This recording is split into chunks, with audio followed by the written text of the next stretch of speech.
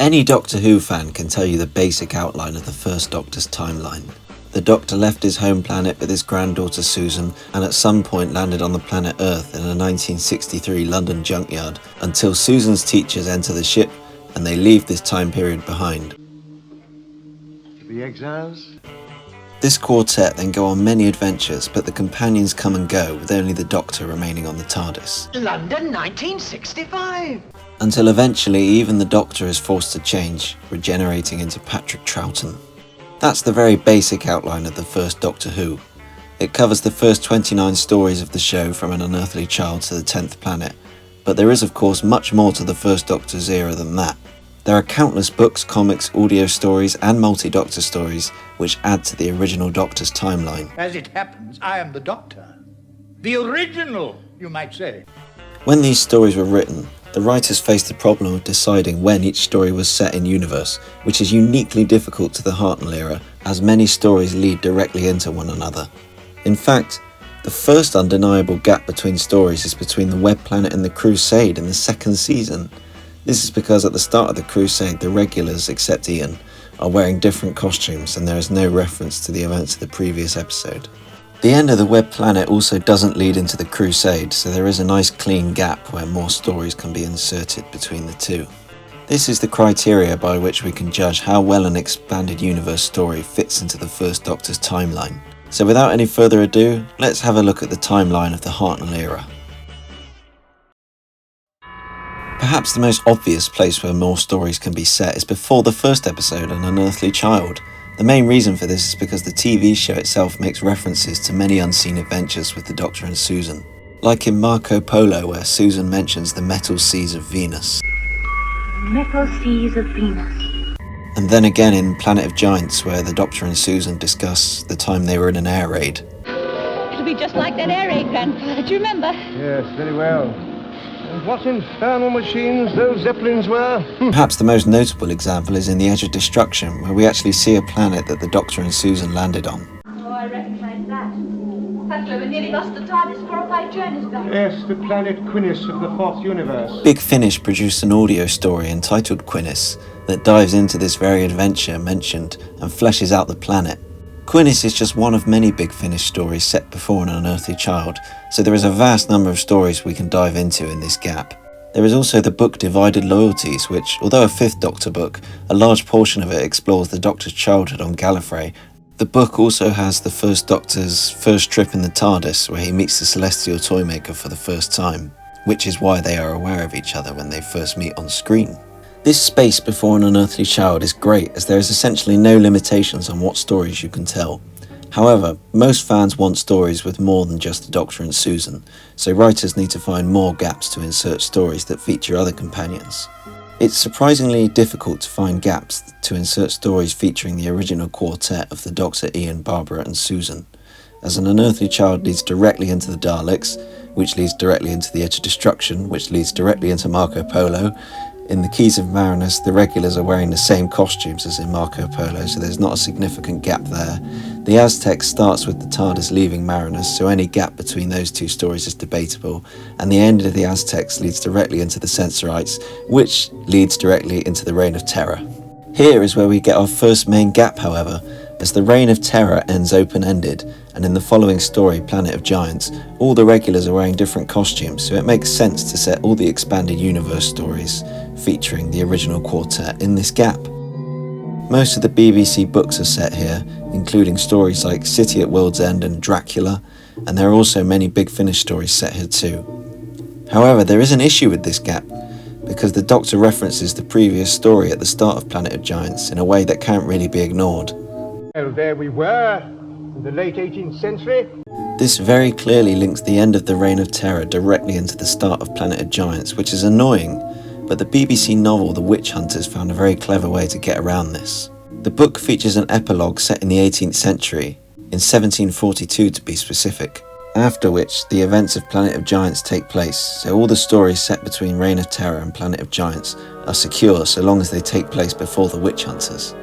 The book even hints at Planet of Giants being the next story when describing how the Doctor plans to return Ian and Barbara home in their next journey. The book reads, "He could take Ian and Barbara home. This time he was sure of it. barring any small problems of course. There is also another strange gap here.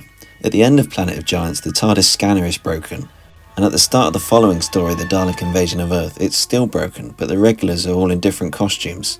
This leaves just enough space for the novel The Time Travelers to be set between the two stories, and this is another great book. The first lines of the book are even taken directly from the end of Planet of Giants. I think we're beginning to materialize. Perhaps I shall know now where we are.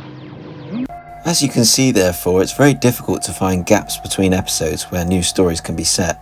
Our only real gap for the original quartet being between The Reign of Terror and Planet of Giants, so long as you use the Witch Hunters to dismiss the 18th century line from the Doctor. This problem continues with the next quartet of the Doctor, Vicky, Ian and Barbara. Perhaps one of the most interesting examples of a gap where stories can be set is actually during the Romans, between the TARDIS falling off the hill and the crew being in the villa. The reason why I find this so interesting is because there are actually two stories competing in this gap. There is the short story Roman Cutaway and the BBC Books novel Byzantium. In fact, because Byzantium was released after Roman Cutaway, the events of Roman Cutaway are described in a dream that Ian has in Byzantium. So that means the short story Roman Cutaway is set within a dream that Ian has in a BBC Books novel, which is itself set entirely within another Doctor Who story. So that's a story within a story within a story. You're the cause of this disaster, and you both knock both Susan and I unconscious. Apart from this Roman gap, the only other gap for more stories with this TARDIS team is between the Web Planet and the Crusade, and there have been many stories set in this gap, like the Rocket Men and the Dark Planet. Multi-Doctor stories are interesting when it comes to a Doctor's timeline. When Stephen first joins the TARDIS, there is immediately a gap between the Time Meddler and Galaxy 4, which means there are many stories that can be set between these two. Handy. One of these stories is the novel Empire of Glass, which also features the first Doctor's appearance in the Three Doctors. So that raises the question of where the Five Doctors takes place in the first Doctor's timeline. The Five Doctors sees Hartnell on his own in a random garden. This makes the Massacre a good contender for when this could have occurred, as it's the only time in his whole run that the first Doctor is on his own with no companions.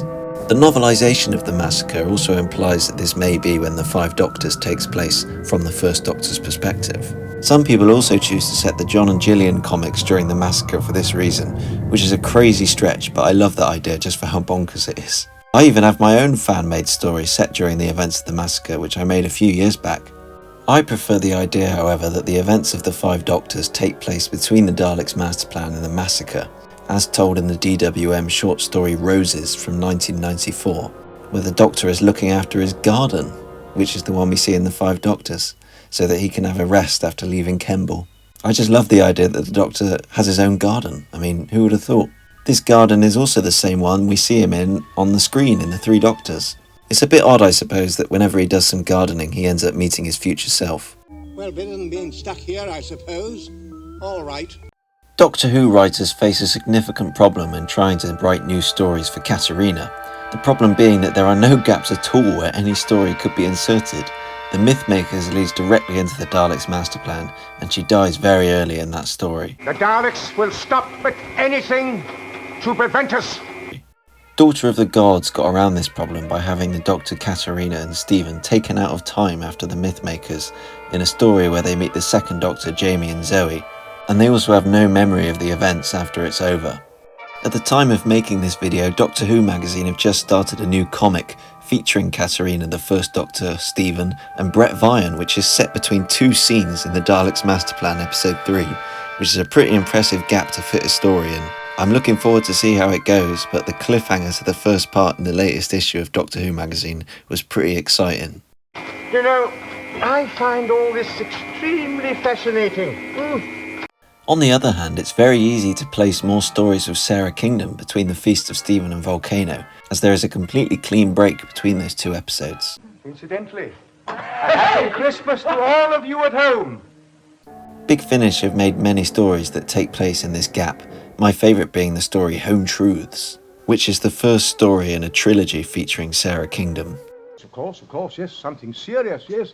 Something that they can really get their teeth into. There have been many stories set between the Daleks' master plan and the Massacre. In fact, Big Finish even introduced a new companion, Oliver Harper, played by Tom Allen, in a trilogy of stories alongside Stephen and the Doctor in this gap. It's a pretty good trilogy, but the best by far is the second story, The Cold Equations, which is just excellent. Oh, excellent, excellent, my dear sir. There's a fairly good gap between the Gunfighters and the Savages, so there can be many more stories with the Doctor, Dodo and Stephen set here, such as Bunker Soldiers, which is a great book, and the audio story Mother Russia, which is also very good. There can also be stories with just the Doctor and Dodo set between the Savages and the War Machines, which has been exploited by Big Finish in numerous releases, as well as by the novel The Man in the Velvet Mask. Dodo does wear the same costume in both the Savages and the War Machines, as well as mentioning Stephen, who departed in the Savages, the previous story. Isn't that interesting? Very interesting. It's great, isn't it? Stephen would have liked it here. You know, there's something alien about that town. So perhaps it's not a perfect gap, but it's good enough. Now though, we come to perhaps the biggest timeline issue in the First Doctor's era. Ben and Polly join the TARDIS and the War Machines, which leads directly into the Smugglers, which itself leads directly into the 10th planet, with no possible gaps for more stories to be inserted. We have arrived at the coldest place in the world. Yet despite this tight run of stories, we still see many books and audio stories featuring the First Doctor, Ben and Polly. A favourite of mine being the BBC book 10 Little Aliens, which is very good and I would recommend it to everyone. How do we fit these stories into the timeline then? There are one or two questions I must have answered.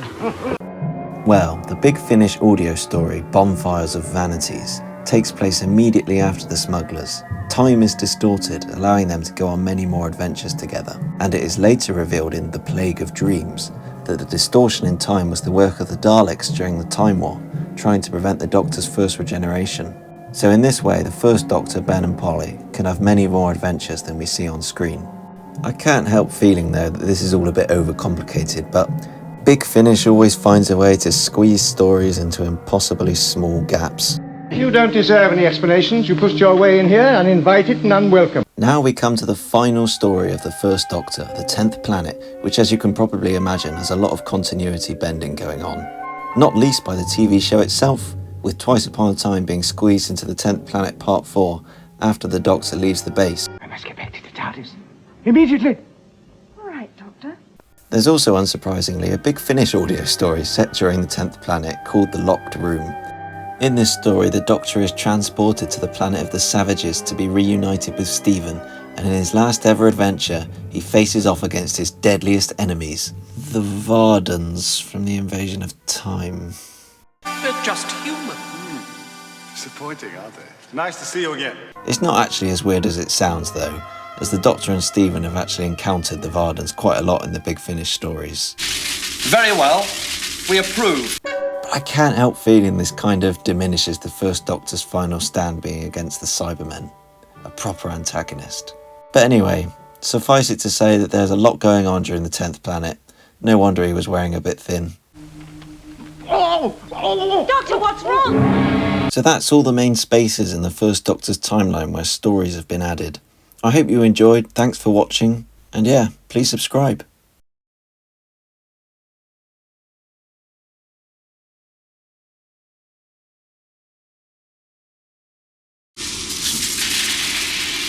Isn't it time we shared a bit of trust?